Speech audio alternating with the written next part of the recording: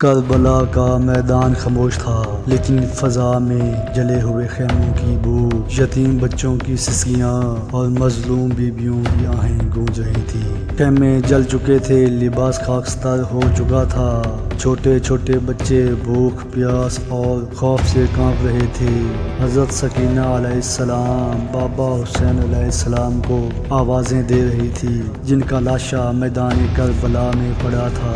حضرت زینب علیہ السلام نے قیادت سنبھال لی اور قیدیوں کی ماں بن کر سب کو سنبھالا۔ شام غریباں صرف غم کی رات نہیں، یہ شعور، صبر اور قربانی کی رات بھی ہے۔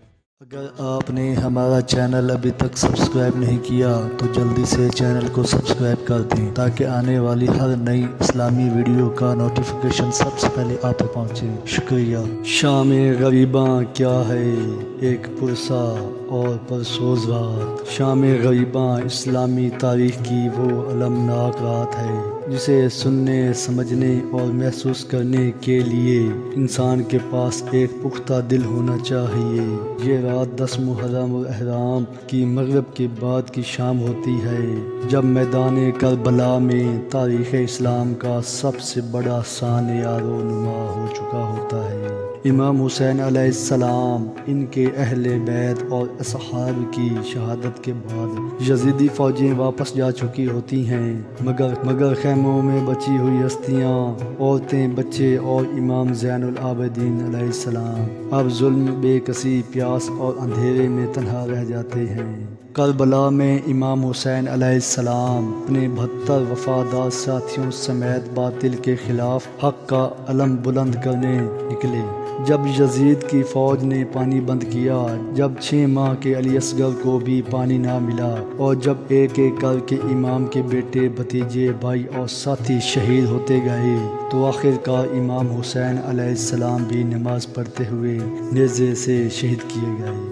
شہادت کے بعد ان کے جسم مبارک کو گھوڑوں کے ٹاپوں سے پامال کیا گیا، سروں کو نیزوں پر بلند کیا گیا اور خیموں کو جلا دیا گیا۔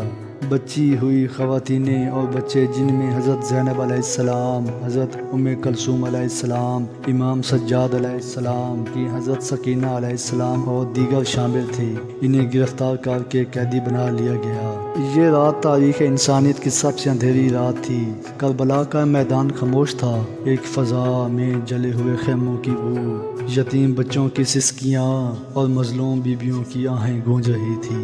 خیمے جل چکے تھے، لباس خاکستر ہو چکا تھا، چھوٹے چھوٹے بچے بھوک، پیاس اور خوف سے کانپ رہے تھے۔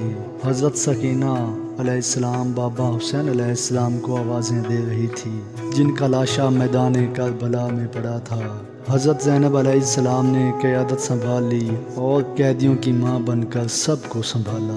شام غریباں صرف غم کی رات نہیں، یہ شعور، صبر اور قربانی کی رات بھی ہے۔ شام غریباں کی رات مختلف مقامات پر مجالس منعقد ہوتی ہے، جن میں علماء اور ذاکرین اہل بیت کے مسائل بیان کرتے ہیں۔ خاص طور پر حضرت زینب علیہ السلام کی بہادری اور مظلومیت کا ذکر ہوتا ہے۔ عزادار ہاتھوں میں شمع، چراغ یا مٹی کے دیے لے کر جلوس نکالتے ہیں۔ یہ جلوس خاموش ہوتا ہے اور عزادار غم و خاموشی میں ڈوبے ہوتے ہیں۔ غم اور دکھ کا اظہار نوحہ خوانی اور ماتم کے ذریعے کیا جاتا ہے۔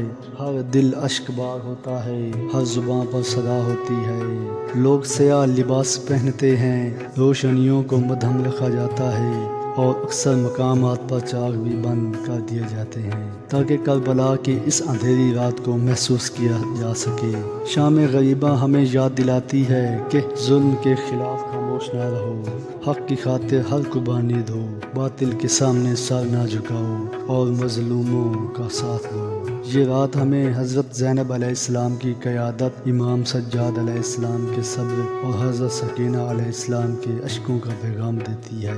میرا تمام مسلمان بھائیوں کو شام غریباں کے حوالے سے پیغام ہے۔ شام غریباں صرف ماضی کی یاد نہیں، یہ ایک مسلسل چلنے والا پیغام ہے۔ آج بھی دنیا میں حق و باطل کی جنگ جاری ہے، آج بھی مظلوموں کی آہیں بلند ہوتی ہیں۔ اگر ہم شام غریباں کے پیغام کو سمجھ لیں تو ہم صرف عزادار نہیں، حق کے علمدار بن سکتے ہیں۔